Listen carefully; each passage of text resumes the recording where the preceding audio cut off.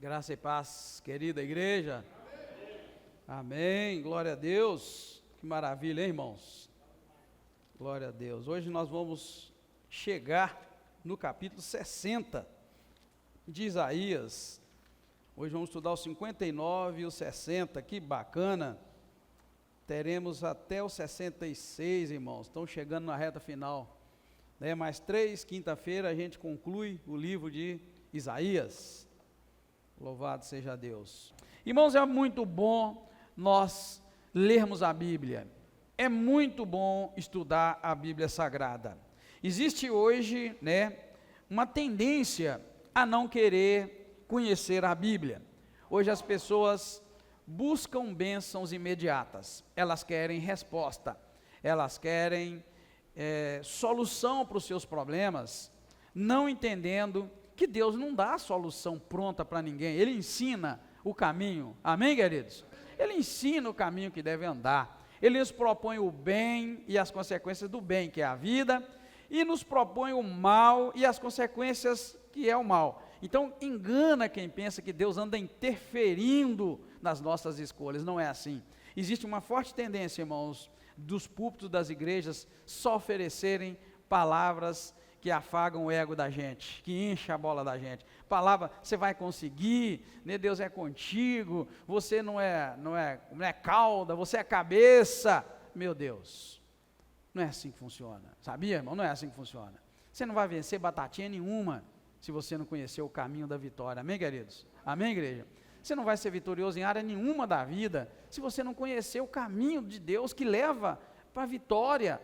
Isso não existe, isso é mentira. Porém, as pessoas desejam ouvir palavras mais direcionadas a nós do que contra nós, mais direcionadas a nosso favor do que contra, Se um pai, lá na roça onde eu moro, tinha, graças a Deus não tem mais, muita jararaca, muita coral e muito escorpião, sabe? Muito escorpião mesmo. Já cheguei de noite do culto e tinha escorpião na cama, Vocês morariam num lugar assim?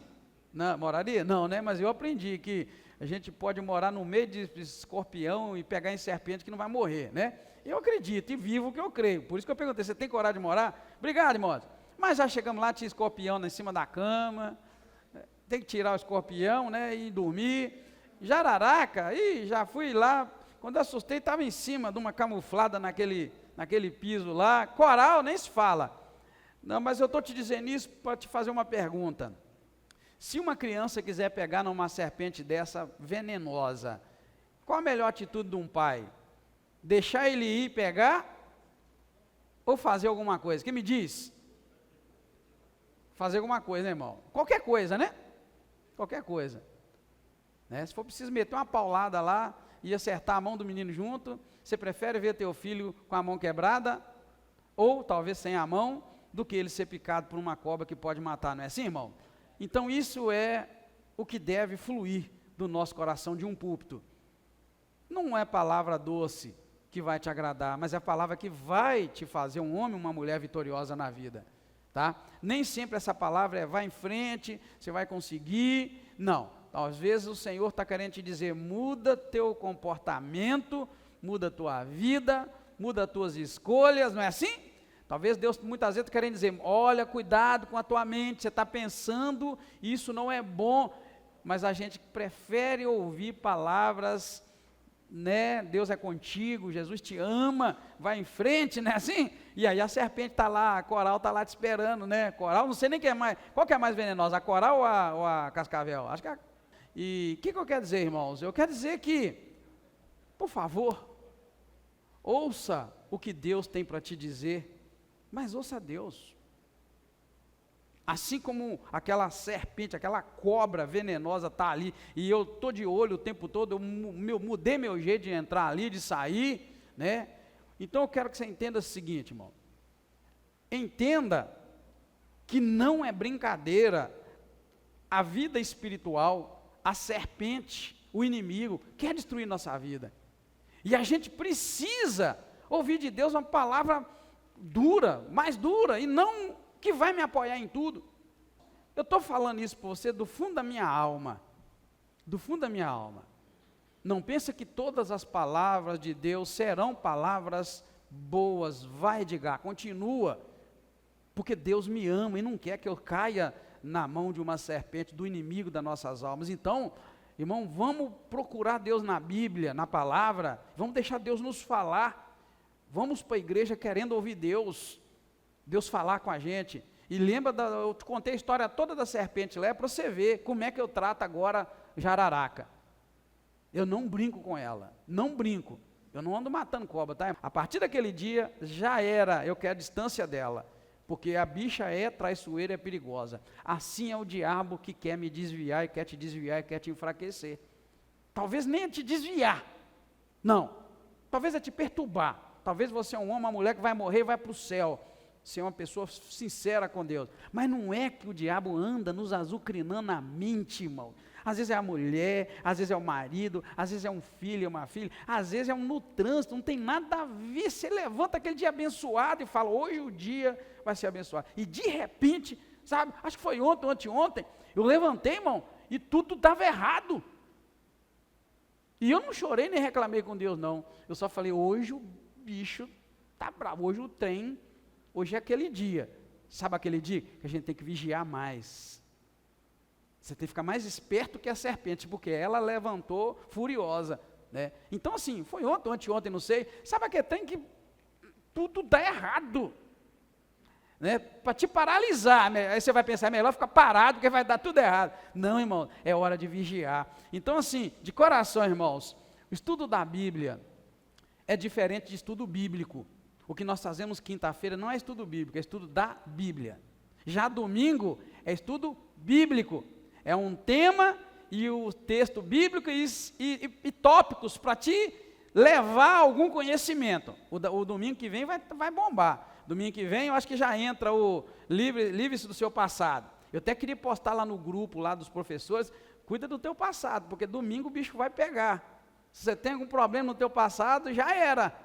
Né, já era, resolve isso, trata, porque a lição vai falar, livre-se do teu passado. Ali é estudo bíblico, tem um tema e o assunto vai girar em torno para te ajudar a se livrar do teu passado. Sabe aquele negócio que o cara sofreu a vida inteira no passado, mas não livrou daquilo? Então a lição vai te ajudar, livra do teu passado. Sabe esse passado que te prende, te machuca, te fere? Livra dele, não anda agarrado nele. Vai ser estudo bíblico, a EBD é estudo da Bíblia. Agora, quinta-feira é estudo da Bíblia, é diferente de estudo bíblico, que tem a relação com a Bíblia. Então é Bíblia pura, irmãos, então é a melhor maneira de conhecer Deus, é através da Bíblia Sagrada, amém, queridos? Então eu estou dando essa introdução para você, é só para te dizer, é muito importante você conhecer Deus pela Bíblia, e as lições de Deus para nós, não são lições para pessoas que estão tudo bem. A lição de Deus é igual àquela para te livrar de uma jararaca, porque o diabo é a serpente, a antiga serpente que quer me desviar e quer te desviar. Às vezes a gente caminha bem com Deus, irmãos, a vida inteira, nos últimos tempos de vida, o diabo desvia. Quantos homens e quantas mulheres de Deus que você conhece e que já desviou dos caminhos do Senhor, né? E é muito difícil, irmãos, um desviado voltar para os caminhos do Senhor. É melhor que você nunca desvie, porque se desviar, e a gente encontra com algum desviado, e os caras, irmão, é complicado. Por que é complicado? O próprio Senhor Jesus ensinou isso. Ele falou que quando um espírito mau sai do homem, o que ele faz? Anda por lugares áridos. Não encontrando lugar, ele volta. Enquanto aquele coração vazio, ele vai lá outra vez, arruma mais 7 e volta. Agora são 8, agora é uma legião. E entra naquele coração, e a Bíblia diz que o último estado desse homem é pior do que o anterior. Então, irmãos, essas palavras que eu trago para vocês na quinta-feira, é tão somente a palavra de Deus. Eu não pego um tema, aqui não tem tema. Na verdade, o tema do capítulo 59 é os pecados de Israel, que afastava Israel de Deus. Então é uma pancada esse primeiro capítulo. Já o segundo vai falar para nós de restauração. Aí a coisa já melhora, é uma reflexão sobre a visão, né, da profética da esperança, tá? Então eu posso até resumir para você, o que vai falar cada um. O 59, eu falei que o título e o tema é os pecados de Israel, vai refletir o quê? A percepção de que, apesar de Israel ter retornado do exílio e voltado para sua terra, para Judá, para Jerusalém, apesar do retorno físico, a restauração espiritual do povo ainda estava longe. Deus restaurou eles fisicamente, colocou eles dentro da terra outra vez, saiu do exílio agora da Babilônia, Deus restaurou fisicamente, mas em termos espirituais o povo não estava nem um pouco restaurado. É por isso que ele já começa dizendo que a mão do Senhor não tem escolhida que não possa salvar, nem surdo o seu ouvido para não possa ouvir, mas o pecado de vocês separa vocês de Deus. Ou seja, irmãos, o povo de Israel agora estava livre da Babilônia, estava livre da escravidão, o povo agora estava na própria terra, vivendo na terra deles, seja, estavam prósperos materialmente, ou melhor dizendo, fisicamente. Agora, a questão espiritual, Deus está dizendo, vocês estão longe de mim, o pecado de vocês cria uma barreira enorme entre nós, então não dá para ter comunhão. Então, de que adianta, querido, você está aqui nesta noite, ou está nesta igreja, ou está fazendo campanha, para estar bem fisicamente, para estar bem financeiramente, para estar bem emocionalmente, se não estiver espiritualmente? Veja que é uma pancada. Então, eu não trago hoje um estudo bíblico, eu estou trazendo a Bíblia, o que ela diz. Então, ela está dizendo hoje para nós essa verdade. Já o capítulo 60, tá, irmãos? O 60 já vai apresentar uma outra visão. Enquanto 59 mostra a percepção de que, apesar do retorno físico, da prosperidade material, a restauração espiritual está longe, o povo está longe de Deus, e Deus está reclamando com eles. Deus, em outras palavras, está dizendo, eu pus vocês na terra de vocês, trouxe vocês de volta, e vocês estão longe de mim. Existe um tremendo abismo entre nós, que é a iniquidade e o pecado. O 60 já vai, a visão é qual? É a visão profética da esperança e da restauração. O 60 vai apontar para uma era messiânica, porém, nunca se esqueça, as promessas do 60 não eram para Israel naquele tempo, e nem é hoje. Os irmãos vão ver aqui que está falando de um povo justo, de um povo que não tem pecado, onde reina a justiça. Me explica aí se em Israel e no mundo hoje o povo é justo e reina a justiça. Então, guarda isso aí. O 60 é uma visão profética de um tempo messiânico, um tempo futuro, onde Jerusalém será transformada e a presença de Deus vai estar permanente no meio do povo. E a esperança é de que Deus ia trazer a restauração, desta vez espiritual. É ela que nós buscamos, é ela que Deus quer que a gente se prepare para isso. Ou seja, nós temos um tempo para nos preparar para essa presença de Deus, essa presença de um mundo justo, agora, porque depois que você morre, você perde a chance, entendeu? Então é preciso essa compreensão. E os dois capítulos, né, vão trazer isso para nós, tá, queridos? Então, para que os irmãos entendam bem. Então, o que Deus nos diz hoje, né, no capítulo 59, é o que nós vamos caminhar. Então, 59 está mostrando o que para nós? Deus colocou o povo na terra deles, terra que mana leite e mel, terra da prosperidade, terra da bênção, mas o povo está separado de Deus. Vamos dizer que Jerusalém, a terra da promessa, seja a igreja física aqui na terra, né? Então muitos estão na igreja, na Jerusalém terrena, a Jerusalém onde o povo tinha saído da escravidão, porque antes eu vivia na escravidão do pecado, você vivia da escravidão do pecado, e agora estamos lá na igreja, vamos chamar isso aqui da Jerusalém terrena. Porém, irmãos, será que eu estou aqui de inteireza de coração, meu coração está mesmo em Jerusalém? Ou eu só estou em Jerusalém querendo comer o trigo, querendo beber o leite, o mel, a fartura que a vida terrena me oferece? Muitos de nós servem a Deus na esperança de obter coisas materiais, lucro, muitos de nós. Muitos de nós servem a Deus na expectativa de ser curado de uma doença física. Muitos de nós servem a Deus na esperança de ser curado de uma doença emocional, psicológica, mas não compreende que se eu caminho dessa forma e vivo uma vida de iniquidade, Deus está falando para nós aqui, olha, estão longe de mim.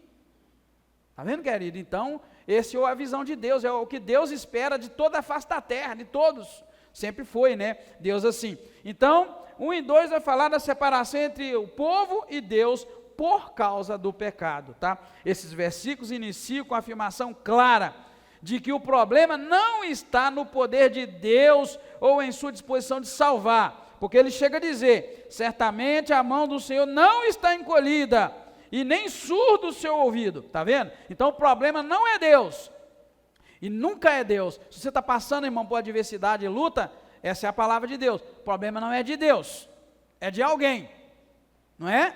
É de alguém, mas de quem? Aqui está falando, tá, irmãos? Aqui fala o texto para nós, né? É o pecado do povo que criou barreira entre eles e Deus. É o pecado do povo. Então, se a gente começa a pensar na Bíblia assim, a gente vai ver, isso é Deus falando conosco. Então não adianta eu viver qualquer vida de pecado, iniquidade, e esperar que o resultado vai ser diferente do que aquilo que eu pratico, não é? Se eu quero resultado positivo, eu preciso saber qual caminho que eu vou seguir para alcançar. Caso contrário, não vai dar. E a maioria de nós vive hoje escravo, irmãos, do caminho errado, do caminho torto.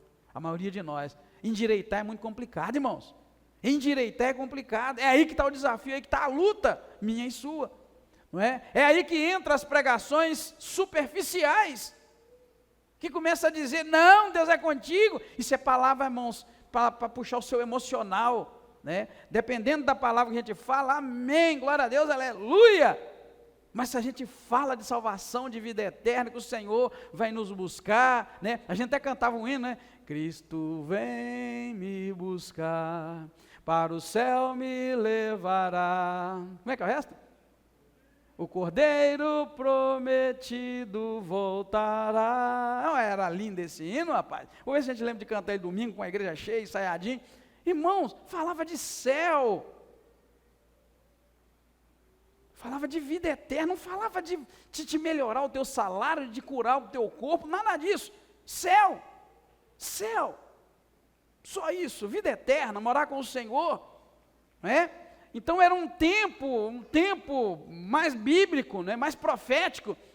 Hoje a coisa mudou, não é? Hoje é canções que trazem para nós solução e não caminhos a seguir. Guarda isso, irmão. São pregações que trazem soluções e não caminhos a seguir. São que enchem o nosso ego. A gente chega com a vida toda torta e vem uma palavra nos levantando a cabeça. Oh, meu Deus! Quando na verdade a gente deveria baixar a cabeça porque está com a vida torta, está entendendo, querida? Mas as pregações levantam a cabeça da gente, era hora de baixar a cabeça, me rendo aos teus pés, em adoração, porque só tu és digno. É hora de baixar a cabeça, irmão. O mundo fala diferente, o mundo fala enfiar o rabo entre as pernas, não é assim? Está vendo que eu estou com a vida toda torta, todo fora da linha, todo bagunçado. Aí eu entro na igreja e eu começo a ouvir pregação, levanta a cabeça. Não, querido, baixa a cabeça. Por que baixa a cabeça? Estou todo errado, Senhor, eu estou em pecado. Eu estou fazendo escolhas erradas, meu Deus, eu estou pensando só coisa errada, meu Deus. Tem misericórdia, é hora de baixar a cabeça. Lembra lá que Jesus falou de 2 caras que subiram para orar? Lembra lá? 2 caras subiram para orar. Como é que um ficava? Ó, Senhor, né, levantando até as mãos. Senhor, eu jejuo. Quantas vezes ele falou lá, nem lembro. Eu jejuo, dou dízimo. E o outro olhou aquilo e falou, puxa vida, eu não sou nada daquilo ali. O cara baixou a cabeça, fez uma oração, né, que não é nada. Qual dos dois a Bíblia diz ser justificado, irmão? O que ergueu a cabeça ou o que humilhou-se e baixou a cabeça? Irmão, é isso que Deus quer fazer comigo e com você. Agora, se tem alguém aqui nesta noite, e alguém que vai assistir a gente depois, lá na internet, acha que tem condições de levantar a cabeça e falar assim com Deus, que faça. Mas eu, na minha caminhada de crente, eu não encontrei nenhum filho de Deus que pode fazer. E quem eu encontrei e achei que podia, depois bengou feio.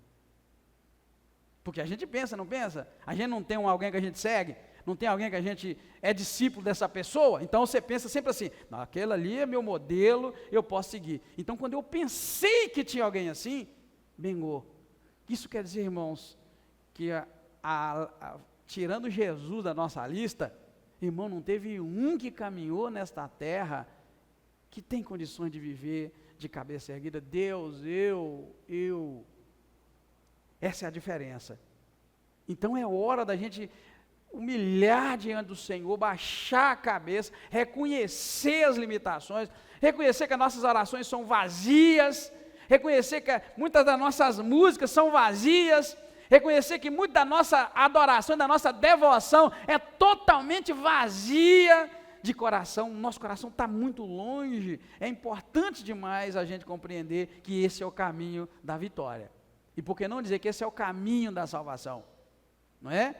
É tão de graça a salvação, é tão de graça, que a Bíblia diz que é pela graça, que esse é o caminho, irmão. Qual o caminho? É o caminho de reconhecer, de humilhar, de miserável homem que eu sou mesmo pecador, eu sou fraco, eu sou frágil, muito fraco eu sou, Senhor. Não, querido, essas orações que eu estou ensinando para a gente está errado. O salmista chegou a dizer, eu estou fraco e muito quebrantado. Eu tenho rugido é igual leão, né, de dor, tem rugido. Ele chegou a dizer que quando ele se calou, o pecado dele consumiu ele. Por quê? O cara estava, irmãos, reconhecendo que grande é o Senhor. Amém, queridos? Amém, queridos? Que grande é o Senhor. Então, esses dois primeiros versículos estão mostrando para nós, o pecado afasta o homem de Deus, e isso resulta o quê? Na interrupção da comunhão. Irmão, nada nos separa de Deus a não ser o pecado e a iniquidade. Tá? Não é? Quem nos separará do amor de Deus? Então agora você sabe, a iniquidade. É a única coisa que nos separa. Aqui está dizendo claro para nós. Então, aqui eu ponho de negrito assim, sempre alguma coisa para destacar. Aqui Isaías está abordando o motivo pelo qual as orações do povo não são atendidas. Sua própria desobediência. Não está em Deus. Se a minha oração não é atendida, não está em Deus. Porque está dizendo que o braço dele está estendido para salvar e os ouvidos dele estão abertos para ouvir. Mas a iniquidade cria uma separação e já era. Então esse é o primeiro dos dois versículos. Do 3 ao 8, nós vamos ver aí a descrição dos pecados do povo de Israel, tá? Tudo bem, né? Tudo bem. Aqui na igreja teve um tempo que a gente estudava uma lista de pecados, 52 pecados. Há quem possa dizer, mas para que, pastor, estudar pecado? Primeiro, quando eu dei essa lista de pecados lá na igreja, na nossa congregação no Betânia, foi uma coisa que aconteceu incrível. Tinha gente que falava, olha, irmão de Gai, eu não sabia que isso era pecado. Então tem muita coisa que a gente faz, e às vezes a gente não sabe que é pecado, ou ignora que seja pecado. Então nós tínhamos um estudo, o pastor fez, né, 52 pecados. Aqui, irmãos, Deus está descrevendo o pecado do povo. Pastor, é importante descrever o pecado do povo? Sim, irmão, é muito importante a gente reconhecer o nosso pecado. Esse negócio de a gente orar, oh, Deus, perdoa meus pecados. Para com isso. Dá nome ao pecado. No dia que você conseguir falar o teu pecado, nem que seja caladinho no teu quarto lá, trancado no banheiro, onde ninguém vai te ouvir, no dia que você começar a pôr para fora, você vai ser liberto. Dá nome. Se eu sou mentiroso ou então eu gosto de uma mentira, Senhor, perdoa o meu pecado da mentira e me livra dele, me ajuda, Senhor. Vai, irmão, tenta. E seja lá qual for o pecado, dá nome para ele.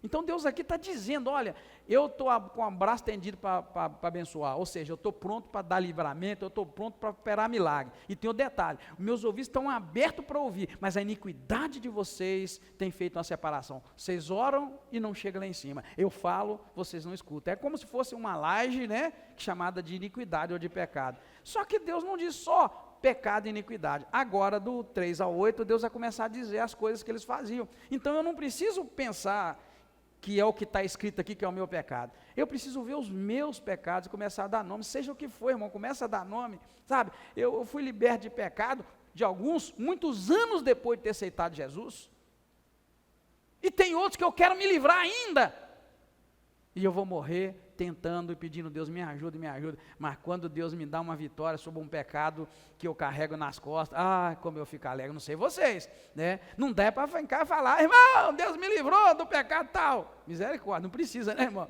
Mas se alguém quiser o microfone, toma aí, então para você, eu não vou fazer isso é pessoal, irmão, mas dá uma alegria quando você luta 1 ano, 2, 3, 4, 5, 10, 15, por causa de um pecado que você sabe o nome, você deu, e vem Deus, pela sua graça e misericórdia, te ajuda, e você olha para trás e fala, ai, que maravilha, nasci de novo. E você quer nascer de novo, irmão? E você quer ser nova criatura? Tem gente que acha que nascer de novo é levantar a mão, vir aqui na frente, pastor, orar. Nós vamos batizar 12, ou melhor, 10. 2 pessoas, elas não vão batizar. Acho que é 10 ou 12. Semana que vem nós vamos começar, domingo que vem ali na salinha. Tem gente que acha que batizar é nascer de novo. Não, irmão, nascer de novo é dia a dia, você ficar pedindo, Deus me livra desse pecado tal. E vai tentando, até o dia que o Espírito Santo de Deus te dá ajuda e você livra dele e vai fazer festa, alegra o teu coração. É isso que o Senhor ensinou para os seus discípulos, é isso que ele nos ensina, é isso que a palavra ensina, é isso que nós estamos aprendendo agora. O que aconteceu com Pedro? Pedro é o melhor modelo do bengão, servo do Senhor. Pedro era um crente admirável. Se você falar assim, pastor, qual dos apóstolos você gostaria de ser? Né? Tirando o Judas fora, que eu acho que ninguém vai querer ser, né? Irmãos, o Pedro, na minha opinião, é o cara mais normal, mais sincero, mais autêntico, a palavra é essa. É o cara sem esconder as unhas. O cara era ele mesmo, ele era bocudo, ele era bravo, ele era amigo. Você sabe quem cortou a orelha do servo lá no monte lá? Foi quem? O Pedro. Então o cara estava ali, deu aquela fraqueza feia dele de trair Jesus, mas Jesus avisou, olha, o diabo está tentando se andar com vocês, eu orei por ti, Pedro, quando você converter, vai lá, convence seus irmãos. Deus ali avisou de tudo para ele, que ele ia negar ele 3 vezes, tudo, mas era o cara mais sincero, irmão. Se você notar, depois que Jesus morreu, subiu ao céu, ficou aquele vazio entre eles, nós falamos sobre isso aqui na igreja. O Pedro foi que tomou a decisão, gente, vou pescar, voltou lá na profissão antiga, ele era o cara mais que dava bobeira, mas era o mais sincero, irmão, os outros ficavam escondidinhos, né, e mais escondidinho, você vê o Tomé ficou caladinho o tempo todo, é o crentinho bom, é o crente mediano, irmãos, todos ali eram medianos, Pedro era o cara mais autêntico, mais sincero. Você vê que o que aconteceu com o Tomé? Caladinho, e o que aconteceu com ele? Lembra lá? Tomé é famoso por uma coisa. Duvidou, irmão, é o crente mediano. É eu e você, talvez. Aquele que está na igreja, escuta a pregação, escutou Jesus falando que eu vou morrer, mas vou ressuscitar. E quando Jesus ressuscita, o cara é o crente mediano, o crente normal. Agora, o crente atrevido, o bocudo, o Pedro, o sincero, estou falando nesse sentido, tá, irmão? Não é para você sair por aí bocudo, não, nada disso. É ser sincero, é esse crente que eu quero dizer que a gente precisa ser, o cara que não tem vergonha. Quando Jesus virou para eles e falou assim, olha, quem dizem os homens ser o filho do homem? Aí uns disseram, tu és Elias, estão dizendo que você é isso, que é aquilo. O que Pedro falou? Tu és o Cristo, o Filho de Deus, ao bocudo. Aí Jesus vira para ele, olha Pedro, bem-aventurado és tu, Pedro, Simão Barjonas, que não foi carne que te revelou, mas meu espírito. Aí Jesus começa a dizer, olha, convém que eu vá para Jerusalém, lá eu vou morrer. O que o bocudo faz agora? Não, Jesus! De maneira nenhuma isso vai acontecer. Jesus, para trás de mim, Satanás. Você é pedra de tropeço. Bocudo é o cara mais sincero, não guarda as coisas no coração, não guarda mágoa, não guarda nada. Muitos de nós, irmãos, não é bocudo, não tem coragem de chegar perto do outro e falar, mas guarda mágoa. Pedro, irmão, levou muita pancada, mas compensação, o primeiro a ganhar alma, depois que Jesus foi para o céu, foi Pedro, em Atos capítulo 2. É o crente sincero. A maioria de nós, irmão, precisa sair desse crente mediano, começando com relação ao pecado próprio, pessoal, e dar esse pulo de sinceridade, dar nome aos pecados, chorar diante de Deus nas madrugadas, chorar diante de Deus nas orações, falar, Deus me purifica, me arranca essa praga que me acompanha há anos, me tira disso. É essa sinceridade que a gente precisa. Então o fato de estar registrado do 3 a 8 os pecados, né, e mostra para nós a importância da gente saber, né, o que está nos impedindo de ouvir, de Deus nos ouvir. Então, se você tem uma causa diante de Deus, Deus me faz isso, faz aquilo, Deus não está fazendo, você precisa procurar Deus, o que está acontecendo que o Senhor não está me ouvindo, não está me atendendo, por que eu não sou liberto até hoje, Deus? O que está acontecendo? Me ajuda. Irmão, Deus está aí para isso. Eu queria muito que essa igreja conhecesse Deus da Bíblia, o Deus da Bíblia, o Deus que você não precisa correr dele, porém o Deus que você não deve brincar com ele. A maioria de nós brinca com Deus porque não quer conhecer Deus, não quer conhecer. E quando a gente conhece Deus, tudo muda. Amém, queridos? Quando a gente tem uma experiência com Deus, tudo muda. Então vamos lá, do 3 a 8, Isaías vai descrever em detalhes os pecados que causam essa separação. Ele menciona violência, olha bem, os pecados: violência, mentira, injustiça, pensamento perverso que afasta o povo de Deus, né? Ele diz que as mãos do povo estão manchadas de sangue, as suas palavras são de falsidade, e seus caminhos são de destruição e de violência. Eles andam em trevas e desconhecem o caminho da paz. Então Israel estava desse jeito, agora eles estavam na terra da bênção, de volta do exílio, mas estava um povo totalmente desviado dos caminhos do Senhor. Essa semana eu pude conversar com alguém e ajudar essa pessoa a ver o caminho por onde tem andado. É preciso a gente ajudar os irmãos, uns aos outros, a ver o caminho que você está andando. Às vezes a pessoa está dentro de Jerusalém, repito, está dentro da congregação, mas o seu coração está muito longe de Deus. É preciso a gente, irmãos, buscar de Deus para ajudar uns aos outros a endireitar, encaminhar, né, o coração, a alma, né, o desejo, né? Então eles andam em trevas e desconhecem o caminho da paz. Esses versículos 3 a 8 mostram a profundidade da corrupção moral do povo, algo que clama por julgamento divino. A terra, vamos falar de 2024, a terra está retrocedendo, o ser humano está voltando atrás, irmãos, na corrupção, o ser humano está voltando atrás na corrupção moral. Quando a gente fala corrupção, a gente pensa que é só questão de dinheiro. Não, irmãos, corrupção moral. O pecado está virando modismo, moda e coisa natural. O mundo está vivendo isso, tá? O que nós estamos vendo de orgias, que nós estamos vendo de exposição do corpo, que nós estamos vendo de pecado, são coisas que lá atrás, Sodoma e Gomorra, lá atrás, há muitos mil anos atrás, a terra viveu. Que o povo de Israel vivia numa decadência dentro da terra da vitória, e que o nosso mundo, aí eu falo, volta a data, 2024, está voltando, irmãos, para ser como aquele tempo de antes.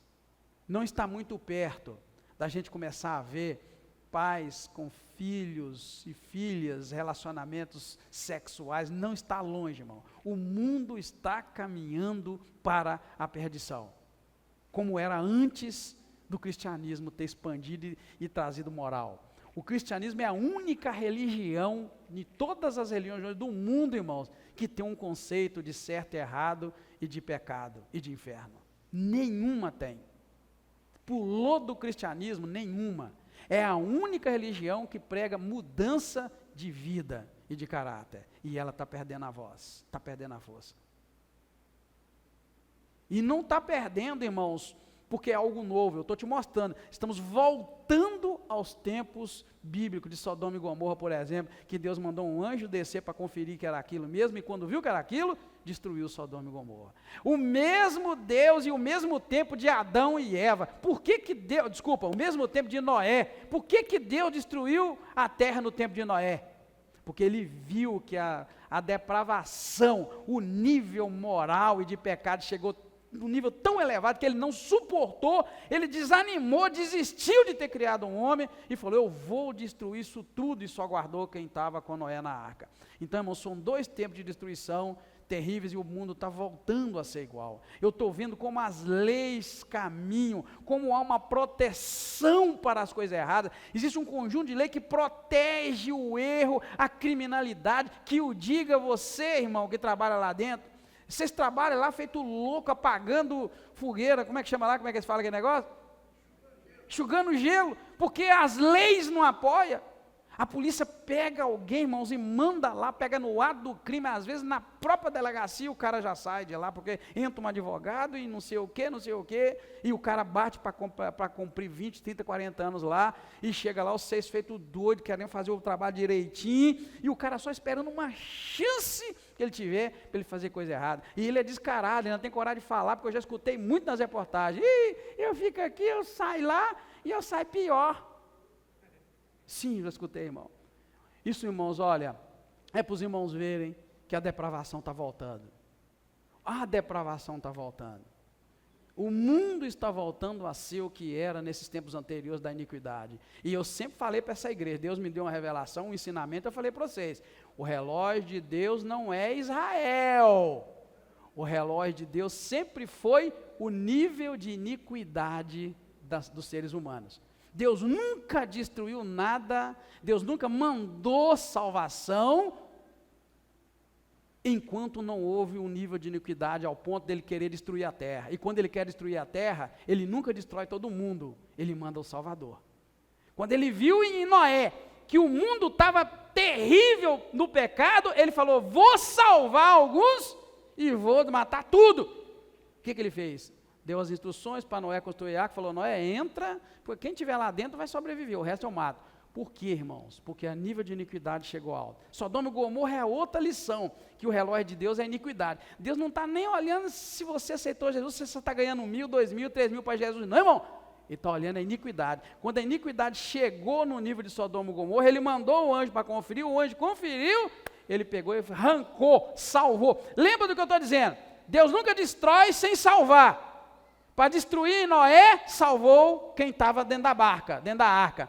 Para destruir Sodoma, salvou e destruiu o resto. Mandou fogo. E agora será a mesma coisa. Deus está de olho só na iniquidade. Quando ela chegar num nível terrível, Deus vai fazer o quê? O que está escrito na Bíblia. Ele vai salvar e destruir o resto. Será o fim. É a última etapa, a última era. Tivemos a era de Adão, bacana. Tivemos a era de Noé, destruiu tudo e recomeçou. Tivemos um exemplo de Sodoma, destruiu tudo e começou, mostrando para nós. Agora o próximo evento, irmãos, é a volta de Cristo. Ele vai destruir quem estiver no pecado e vai salvar quem estiver em Cristo. Vai ser a barca, a arca. Querido, isso é só para os irmãos entenderem. Então, quando o pastor fala que o relógio de Deus não é Jerusalém, porque não é. Jerusalém é apenas um aspecto do plano de Deus. Um plano de Deus, que aqui nós acabamos de ouvir, no capítulo 60, falando de uma nova terra, de justiça, de paz, um novo tempo. Porém, é só um aspecto, irmãos, que vai estar incluído nesse tempo. O grande evento será a arca salvando quem tiver, destruindo o resto, que nesse caso não vai ser arca, vai ser o Senhor Jesus voltando, levando quem tiver que ser salvo, ressuscitar os mortos que já morreram esperando Ele, e Ele vai mandar fogo nessa terra, o trem vai comer feio, tá? Pedro fala, né, que essa terra vai ser entregue ao fogo. Irmão, não é de se assustar. Porém, eu tenho notado que a estratégia do diabo nesses tempos tem sido, irmãos, nos desviar dessa verdade. Lembra lá da jararaca que eu dei o exemplo lá? Guarda ela.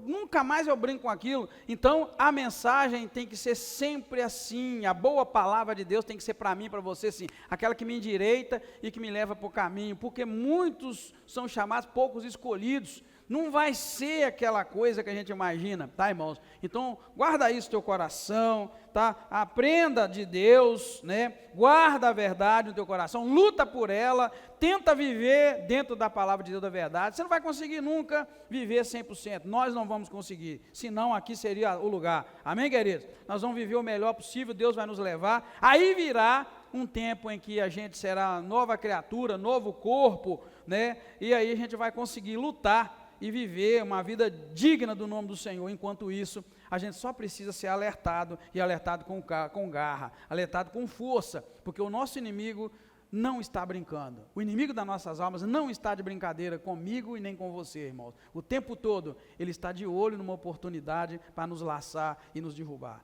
E se ele desvia o nosso foco, né, se ele desvia o nosso foco das coisas essenciais e importantes, ele nos pega facilmente, né? É o que eu falo para você, eu ando lá em casa agora olhando para o chão, se eu não tiver luz para eu olhar, eu não ando. Aprendi, entendeu bem? É prudência, né? É igual o irmão na área de segurança, né, irmão? Você tem tanto padrão lá, tanto passo a passo que você tem que seguir, né? Pode ser que um dia você pense, você quer saber de uma coisa?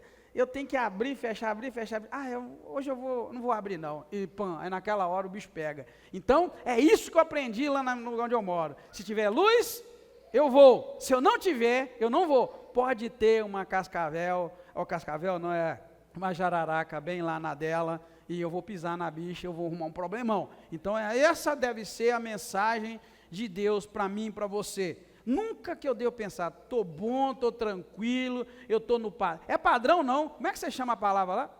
Procedimento, é isso, você nunca pode pensar, eu vou quebrar o procedimento só um pouquinho, porque pode ser naquela hora que o bicho te pega. Então, na vida espiritual, essa deve ser a mensagem de Deus, irmão. Não brinca, não vamos brincar, vamos vigiar, não vamos baixar a guarda, porque o diabo não está para brincadeira, ele só está esperando. Quem disse isso não é o pastor Edgar, é o Pedro que disse, vigiai, né, orai, porque o inimigo, vosso adversário, olha, tá vendo? Anda ao vosso derredor, rugindo como leão, buscando a quem possa tragar. Não é o pastor, eu brinco e trago a palavra para você de uma maneira engraçada, mas não sou eu que estou dizendo para você vigiar e nem pular os procedimentos, não pula, porque a coisa é séria. No momento que você pensar, eu não vou fechar essa porta e vou lá rapidão, vai ser a hora que o ladrão vai entrar, né? E a Bíblia, Jesus não diz que o ladrão vem senão para fazer três coisas, roubar, matar e destruir. É isso que o inimigo quer fazer comigo, e é isso que ele quer fazer com você, e ele lança o cansaço, vamos usar a palavra cansaço. Sabe o que o diabo faz? Cansaço. Não vou orar hoje não, Deus vai me perdoar. E vai mesmo, irmão, ele te perdoa. Não vou ler a Bíblia hoje não, Deus vai me perdoar. Vai, ele te perdoa mesmo, isso é Deus. Mas é um procedimento. O crente que não lê Bíblia, o crente que não ora, o crente que não preocupa em ter a vida no altar, ele está, irmãos, pulando os procedimentos mais básicos, e é nessa que o inimigo, né, pega. Então a gente precisa muito, irmãos, da graça de Deus no nosso coração. Pulando do 9 ao 15, até a parte A apenas dele, tá, irmãos? Aí vai falar da confissão do pecado e do reconhecimento do estado espiritual. Aqui, quem faz isso é o profeta, tá, irmãos? Ele passa por uma espécie de confissão coletiva. O povo reconhece que está longe da justiça e da luz de Deus, e há um sentimento de desespero, como alguém que está tateando no escuro, sabe? Tatear no escuro, já te dei meu exemplo lá. Estava dormindo no chão com meus netos, acabou a luz, e eu não estou acostumado a dormir no chão. Quando eu acordei, eu pensava que eu estava na cama, e não estava nada no lugar onde estava. Eu fiquei literalmente perdido, tateando no escuro. Eu não ia achar nunca algo que estava ao meu alcance da mão. Então assim estava Israel, como quem estava tateando no escuro, desesperado. Então Isaías, em nome do povo, ele reconhece que os pecados prevaleceram, e que a verdade foi perdida, e que já não havia mais justiça no meio do povo. Irmãos, a confissão de pecado, ela envolve você fazer isso, reconhecer o pecado, reconhecer, aliás, que o pecado venceu. Olha que palavra, irmão, para a gente crescer. O primeiro passo é reconhecer que o pecado venceu. Como é que a gente reconhece que o pecado venceu? Eu pequei, né? Isso é reconhecer, o pecado me venceu. Senhor, o pecado me venceu. Isso é um crente sincero, irmão. Isso é sinceridade. Então, reconhecer que o pecado venceu, a verdade foi perdida, não havia justiça no meio de Israel, né? Então, isso tudo é confissão, e isso faz toda a diferença na sua vida com Deus. Talvez não vai fazer diferença na vida de ninguém. Eu andar confessando meus pecados para Deus, irmão, talvez não faça diferença nenhuma para você, mas para mim, é tudo o que eu preciso. Que maravilha. Eu reconhecer o meu pecado, e não eu apontar o teu pecado. Irmão, cuidado que está pecado. Não é isso. Eu reconhecer, olha Deus, o pecado me venceu. Olha Senhor, hoje foi um dia difícil, o pecado me venceu, e nessas áreas. É isso, irmãos, que é a confissão de pecado. Não é apenas eu chegar e Deus perdoa os meus pecados. É por isso que nós falamos, vamos começar a dar nome, né, a esses pecados. E aí tem uma partezinha que vai falar que a verdade está tropeçando nas ruas. O que isso quer dizer? Quer dizer que existe uma ausência de integridade na sociedade tão grande, que o pecado está tropeçando pelas ruas. Irmão, não parece que está falando do Brasil, né? Parece que está falando do mundo de hoje, né? Onde as coisas erradas, elas têm o seu lugar, né? E as coisas certas não têm lugar. Aqui chega a dizer que aquele dentre o povo de Jerusalém, que procurasse fazer o certo, ele era perseguido. Alguém aqui já foi perseguido porque virou crente? Eu já. Sim. Irmão, é isso que está dizendo aqui, ó, no mundo de injustiça, quando você resolve buscar a Deus, você é perseguido. Isso é uma realidade, né? Depois do 15, irmãos, do 15b até o 21, nós vamos ver a intervenção de Deus e aí a promessa de redenção. mesmo diante de tanta corrupção, Deus vê que não há quem intervenha. Deus vai chegar à conclusão assim: não tem ninguém aqui que possa clamar. Verso 16, olha, vai dizer isso muito claro. Ele viu que não havia ninguém, e maravilhoso de que não houvesse intercessor. Ou seja, não tinha ninguém naquele momento que podia intervir, porque todo mundo estava corrompido, né? Então ele mesmo decide agir para trazer a justiça. Ele se arma com a justiça, de zelo, e promete retribuir de acordo com as ações de cada um. Esses versículos, irmãos, vão culminar com a promessa de um Redentor para aqueles que se arrependessem. Deus vai falar claramente que é para eles, né? 16, ele viu que não havia ninguém, maravilhou-se de que não houvesse intercessor, então ele mesmo, né, olha, pelo que seu próprio braço lhe trouxe salvação e a sua própria justiça o susteve. Revestiu-se de retidão como de uma couraça, pôs o capacete da salvação na cabeça, tomou sobre si as vestes da vingança, se cobriu de zelo como de um manto, e conforme as obras deles, assim será a sua retribuição. Ou seja, Deus se levantou para vingar. É isso que Deus fez em Noé, é isso que Deus fez em Sodoma e Gomorra. Ele mesmo se levantou para levar a justiça. E é isso que Deus vai fazer, irmãos, também nos últimos tempos. Ele vai ver a iniquidade, não há ninguém, não há um justo sequer, não há quem clame, não há quem interceda, e aí já era. Ele mesmo vai agir. E quando Deus age, é complicado, tá, irmãos? É muito complicado, porque o poder de Deus e a justiça de Deus faz com que Deus tenha que levar a punição pelo pecado, porque Deus é justo, ele é, vamos falar assim, obrigado, né? Mas não é bem obrigado, é porque a própria justiça de Deus o obriga a pegar o pecado e condenar o pecado. Então Deus nunca vai passar a mão no pecador, ele nunca vai afagar o ego. É por isso que eu dei aquela introdução, que as mensagens precisam ser cristocêntricas. As mensagens precisam trazer Cristo e poder de Deus, porque na verdade Deus nunca afaga o pecado de ninguém. Então, se eu estou em pecado, eu não preciso pensar que Deus vai me abraçar, me apoiar, nunca. Deus, muito pelo contrário, irmão, Ele vai pagar a cada um pela sua obra e pelo pecado. A Bíblia diz que o pagamento pelo pecado é qual? Esse é Deus, está claro na Bíblia, mas a gente acha que Deus vai fazer diferente comigo, não é? Ah não, Deus vai ser bonzinho comigo. Não, Deus vai ser Deus com todos nós. E o salário do pecado, Ele mesmo diz que é a morte. Então, se Deus diz que o salário do pecado é a morte, não tem como você mudar isso. Existe a outra opção, porque ao mesmo tempo que Ele fala do salário do pecado, Ele dá uma outra opção. Qual que é a outra opção que Ele dá? O salário do pecado é a morte, mas então não tem outro caminho, Ele já deu o caminho, não existe outro. O caminho do pecado é a morte, o dom gratuito de Deus é a vida eterna em Cristo Jesus. É isso que eu quero que os irmãos entendam. Ele não vai afagar se eu falar, eu vou viver em pecado, e Deus vai me ajudar. Não, Ele já falou que não vai. Ele disse que existe um outro caminho. Então, assim, só para a gente, né, irmãos, andar bem esclarecido com relação a isso, né? Mesmo diante da corrupção, como nós vimos, né, Deus então se veste de graça e de poder, e Ele age. E o fato de Ele mesmo se vestir de poder, mostra que chega num ponto da iniquidade, que Deus não encontra ninguém que possa interceder pelo povo. Então Ele toma atitude. Quando Ele falou para Noé, Noé, eu me arrependi de ter criado o homem, então você constrói uma arca desse jeito, coloca lá tantos animais de cada espécie lá dentro, e entra para dentro, porque enquanto você não entrar, não vou deixar chover, mas na hora que você entrar, nós vamos fechar a porta, e tudo que tiver fora da arca vai morrer. Você vê, irmãos, é Deus dizendo uma sentença. Ele falou, chega, não vai dar mais, eu vou punir, quem entrar na arca vai viver. É isso que é o próprio Deus, é o braço de Deus se vestindo de a couraça de poder, né, e tal, e Ele falando, eu vou fazer, eu quero não estar aqui nessa terra, quando Ele fizer isso, porque vai ser muita dor e muito sofrimento, né? Claro que nós não estaremos, né, irmãos, quem for morar com o Senhor vai sair antes, mas isso eu não quero jamais, irmão, porque eu não quero ver o braço de Deus. Porque eu sou muito privilegiado, nós aqui somos muito privilegiados, porque nós vivemos 2 anos de pandemia, e vimos que quando Deus faz, não existe quem possa fazer diferente.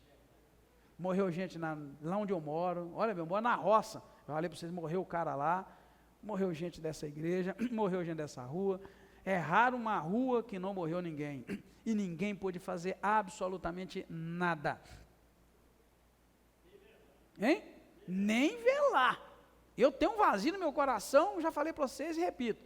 Um grande vazio. Toda vez que eu olho para aquela porta, eu vejo alguém que ficava ali. Quem era? Eu não pude, irmãos, dar tchau para a irmã Valdete. Tem um vazio no coração. Já falei isso para Deus. Meu Deus, mas por quê? Irmão, o que eu estou dizendo para você? É que eu vi, meus olhos viram e eu aprendi muito, irmão. Eu aprendi que se Deus quiser destruir essa terra, ninguém, eu aprendi com 2 anos, eu aprendi a temer a Deus, eu aprendi que de fato, 1000 cairão ao teu lado, 10.000 ao teu direito, você não será atingido, porque o fato de eu não ter pegado Covid, não foi porque eu tinha imunidade, foi porque Deus falou, eu não vou te guardar, e nos guardou. Então, irmãos, se eu aprendi alguma coisa dessa Covid, é que Deus de fato pode fazer o que Ele quiser. E não tem oração, não tem jejum, não tem monte que Ele faz e Ele desfaz quando Ele quiser. Eu aprendi a lição, irmão. Estou muito mais temente a Deus dentro desses princípios da Bíblia aqui. Então, o que Deus fala que Ele vai fazer com o pecado e com os pecadores, irmãos, Ele faz. Ele faz. Ainda bem que temos Jesus, amém, queridos? Temos Jesus, nosso intercessor. Então aí, né, no final ele promete esse pacto eterno, no qual o Espírito de Deus e suas palavras nunca deixarão o seu povo. É a promessa que ele está lançando para o povo, né, para o seu povo. Depois do capítulo 60, como eu disse, irmãos, já vai trazer aqui uma nova perspectiva, uma nova reflexão, agora sobre a salvação, a redenção, que eu digo, é para um tempo futuro, né? Começa dizendo, verso 1 a 3, que a luz de Deus vai resplandecer sobre o povo, né, sobre todo o seu povo. Esse capítulo começa chamando a poderosa, uma chamada poderosa, levanta-te e resplandece, porque vem a tua luz. Está mandando o povo levantar. Ele profetiza que a glória de Deus vai ser manifesta de tal maneira que, embora a escuridão esteja cobrindo a terra, o Senhor vai resplandecer sobre o seu povo. As nações virão até a essa luz e reis serão atraídos por este brilho. A luz aqui representa a bênção e a presença de Deus restaurando o seu povo. Então, esquenta a cabeça não, irmãos, está longe disso acontecer. Não está acontecendo isso não. O próprio povo de Israel anda distante de Deus. O próprio povo de Israel. Então, não pensa que isso é para os nossos tempos. Mas essa é a promessa de Deus, né?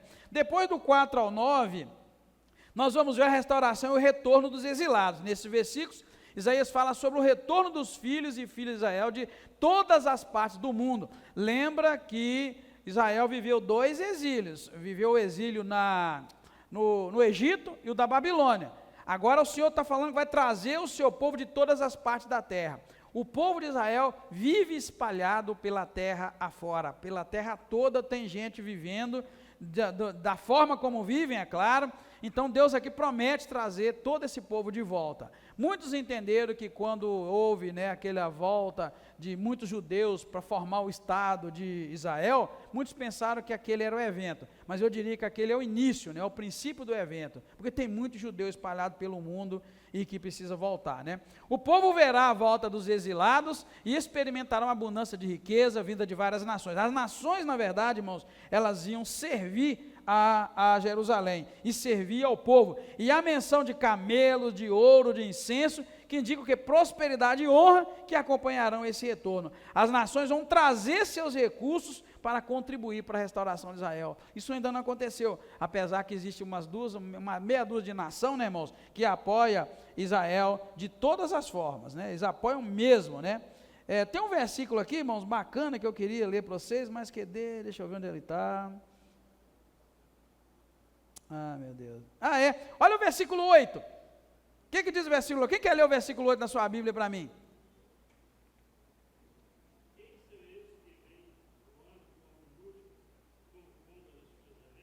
Olha bem, irmão. Para e pensa. Está falando de quê aqui? Olha que esse texto foi escrito em 500 a 600 anos de Cristo. O que fala aqui? Como é possível naquela época alguém vir voando como nuvens e como pombas nos seus ninhos? Como é que é possível a gente voar? Hein? Avião. Lembra que eu falei para vocês que a Bíblia é cheia de ciência? 500 anos de Cristo, 580, 540. Então, então quando o povo ia voltar, quando eles iam voltar de todas as nações, aqui está dizendo, lembra que eu falei que é de esse exílio que estão espalhados pelo mundo? Aí ele faz a pergunta assim, quem são estes que vêm voando como nuvens e como pombas aos seus ninhos? Querido, isso aqui não tem outra lógica não, é uma previsão futura que as pessoas iam chegar voando. Mas não é voando batendo asa, não tem jeito de você voar batendo asa não. Sim, chegar a tribo de Dan tem avião mostrando chegando, né? Está entendendo, irmão? Eu falo que a Bíblia é cheia de ciência e muitas vezes a gente duvida, né? Está vendo? Quem são aqueles que vêm voando como nuvens? Não tem resta dúvida. E eu estou lembrando vocês, esses são os exilados do mundo todo, que vão voltar para Jerusalém, né? Uma previsão futura, lembra que eu falei para os irmãos? Tá, seguindo aí, vamos lá para o versículos 10 ao 14, que nós vamos ver a reconstrução de Jerusalém e o favor das nações, tá? Do 10 ao 14, Isaías descreve como os estrangeiros irão ajudar a reconstruir os muros de Jerusalém, os reis servirão ao povo de Deus, e mesmo aqueles que antes foram inimigos, agora vão se submeter a eles, e reconhecerão a glória de Jerusalém como a cidade do Senhor. Essa restauração física e espiritual reflete a redenção completa que Deus fará com o seu povo, especificamente o povo de Israel. Irmãos, a gente sabe que tem algumas nações no mundo que apoiam Israel, apoiam mesmo. Tem nação aí que Israel pode estar errado e que estão apoiando. Isso, e Deus está dizendo aqui que vai haver um tempo que todas as nações vão fazer isso. Então pensa aí numa meia dúzia de nação que odeia Israel. Está falando que esses que odeiam vão servir a Israel. E diz que quem não servir, Deus vai, detonar com eles. Então, hoje a gente tem a faixa de Gaza, que é muito complicada aquela área, né? Tem, quem está guerreando agora com eles? Eu esqueci o nome. Irã, aquele povo briga demais com Israel. Então, assim, é só para os irmãos entenderem que aqui acabou de dizer que até aqueles povos que não servirem, eles vão sofrer consequências diretas de Deus. Não pensa, irmãos, que isso vai ser coisa de homem, de humano. Vai ser o próprio Deus fazendo, tá? É Ele que vai fazer. Por isso que Estados Unidos apoia cegamente Israel. Tem outros países que apoiam. E infelizmente o nosso presidente começou a estrepar com ele, mas deu medo. Porque a nação que se levanta contra Israel, ela colhe os frutos que Deus diz aqui que vai fazer. E é aquela naçãozinha ali, tá, irmãos? É aquele povo ali, tá? Não importa se o Netanyahu, ou que seja lá quem for o líder, seja pecaminoso. O compromisso de Deus é com a nação de Israel. Você sabe disso, né, irmãos? É a semente de Deus ali, e naquele lugar. E sempre tem ali, irmãos, os judeus e gente do mundo inteiro que ora, né, por Israel, pedindo a Deus graça e misericórdia. Porque quem não entende da Bíblia, pensa que Israel é simplesmente um povo orgulhoso, um povo briguento, um povo que acha que é isso, que é aquilo. Quem não entende, mas a nação que conhece a Bíblia, sabe que tem que apoiar aquele povo, né? Claro que quando você não dá suas armas, como os Estados Unidos mandam para lá, pelo menos não se mete contra, fica na sua, fica tranquilo. Eu fiquei com muito medo quando o presidente começou a falar umas coisas, por isso que o rei precisa, né, o governante precisa de todo tipo de conselheiro, inclusive um que entende de Bíblia, de teologia, para falar, não mexe com esse povo tem um negócio com eles, não mexe, né, para ensinar, porque sossegou. Eu acho que foi a oração do povo de Deus, irmão, porque eu não tive pena do governador, do presidente, eu tive pena de nós. Se Deus levanta a mão contra nós, e olha que Brasil, irmãos, é amiguíssimo a vida inteira de povo de Israel, é muito próximo, e né, então assim, é uma questão de conhecimento para os irmãos entenderem, tá, irmãos, que isso tudo é perigoso, e a gente precisa ter misericórdia. Então aí nós vamos ver a transformação de Jerusalém, Deus prometendo, né, do 15 ao 18, né, nós vamos ver Deus prometendo a transformação, porque Deus promete que Jerusalém, que era desprezada, será uma cidade de glória eterna, em vez de dor, tristeza, haverá abundância de alegria, e Deus será para o seu povo uma fonte constante de força, de paz e justiça, e a paz e a justiça reinarão. E diz também que as portas de Jerusalém, irmãos, estarão sempre abertas, verso 11, né, fala isso muito claro para nós, as portas estarão sempre abertas, simbolizando o quê? A contínua prosperidade e a segurança, né? Na verdade, irmãos, eu escuto muito sobre Israel, eu escutava, né, já diminui bem, mas na verdade, Israel é uma nação muito aberta para o turismo. Eles sabem que eles são o povo de Deus e são abertos para o turismo. O judaísmo é fechado, a religião, mas eles são abertos. Eles aceitam qualquer pessoa que vai lá e vai servir a Deus, né? Então é uma nação aberta. Mas aqui está dizendo de um futuro em que de fato as nações irão para servir aquele povo, né? Irão para servir aquela nação. Depois, o versos 19 ao 22, vai falar que a glória será eterna. É por isso que eu disse para vocês que esse 60, o capítulo 60 aponta para uma glória futura. Vai haver um ponto em que nós vamos ver as nações voltando e abençoando, mas aqui Deus está falando de uma nação futura, porque Ele vai falar que eles não vão precisar mais de luz do sol, vai precisar mais da luz da lua, nada disso vai ser necessário, porque a glória de Deus será suficiente para iluminar aquele lugar todo. E eu quero que os irmãos lembrem que isso aqui simplesmente está dizendo algo que Deus já fez. Lembra que quando Deus descia numa coluna de fogo para falar com o povo de Israel no santuário? Lembra que Deus era uma coluna de fogo de noite no deserto? Essa coluna não só esquentava, né, irmãos? Ela brilhava. E era uma coluna. O que é uma coluna? Uma coluna mais ou menos aqui que a gente tem lá fora, né, aquilo ali na entrada ali, mas só que ele fala que era uma coluna de fogo. Então o povo de Israel já viu coisas e eles têm esperança que vão ver.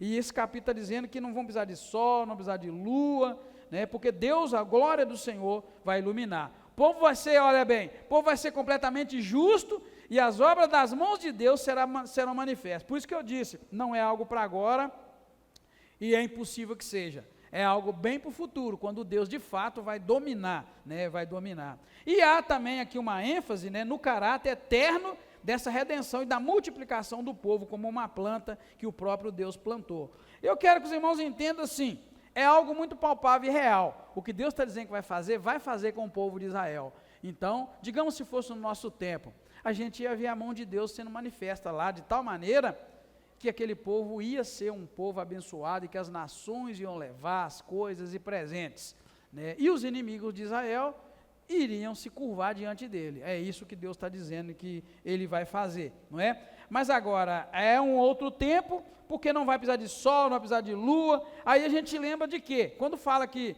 não vai precisar de sol, porque Deus vai ser o sol. Quem lembra de um texto da Bíblia que fala assim? Exatamente, a Nova Jerusalém em Apocalipse. Então, ao mesmo tempo que está mostrando de algo terreno, também nos faz ver que vai ser um ato, um fato. Então, não está errado quem pensa e interpreta que a Nova Jerusalém, de fato, vai descer do céu e vai habitar naquele lugar. Não vamos entrar nisso aqui não, irmãos, senão nós vamos agarrar e nós vamos brigar. Não é para brigar. Mas não há também a possibilidade dessa interpretação, de que lá em Jerusalém, de fato, nasça uma nova Jerusalém, desça do céu essa Jerusalém. Não vai precisar de sol, não vai precisar de lua, e a justiça vai reinar naqueles muros para dentro, que as nações vão lá e vão querer conhecer. Você sabe, né, que Salomão foi um cara tão sábio, que as nações iam lá para ver a sabedoria de Deus na vida dele. Então é algo palpável que é possível de acontecer e Deus pode fazer, né, queridos? Amém? Vamos concluir? Concluindo, os 2 capítulos descrevem tanto o estado de pecado do povo e suas consequências, que é o capítulo 59, quanto a promessa de restauração e glória futura, que é o capítulo 60. Isso contrastando sempre o pecado e a separação de Deus com a esperança de redenção, de restauração. Um vai falar de pecado e separação, e o outro vai falar de esperança de redenção e restauração. O 60 termina mostrando tudo restaurado, tudo renovado, tudo transformado, e Deus, a própria presença de Deus no meio do povo dele, iluminando aquela nação. E nós, os que estamos de fora, indo para lá, para ver a glória de Deus, e ver a manifestação de Deus. Amém, queridos? E enquanto isso, esperamos a nova Jerusalém, que vai descer do céu, ataviada, né, como uma noiva, para todos aqueles que creem no nome do Senhor. Amém? Obrigado, irmãos. Deus abençoe vocês. Encerramos aqui. Obrigado, meu Pai, te agradeço por cada irmão, cada irmã que aqui está, que pôde vir, ouviu a Bíblia Sagrada, a Tua Palavra. Também nós cremos que o Senhor não mudou, o Senhor continua o mesmo Deus, que não compactua com o pecado, mas que perdoa os pecadores. Obrigado por essa qualidade do Senhor de amor e de perdão. Sabemos também que o Senhor tem reservado uma cidade sem corrupção, sem pecado, sem violência, sem maldade, e que esta cidade nós haveremos, nós vamos habitar nela, porque Jesus disse que eu vou preparar-vos lugar. E o Senhor foi preparar para nos levar. Como nós desejamos viver nesse lugar? Por isso pedimos, Senhor, guarda o nosso coração, nossa mente, e nos livre do mal, nos livre do pecado, e reserve a nossa vida, a nossa alma, para viver eternamente com o Senhor. Obrigado mais uma vez, eu te agradeço e peço a tua bênção, em nome do Senhor Jesus Cristo. Amém.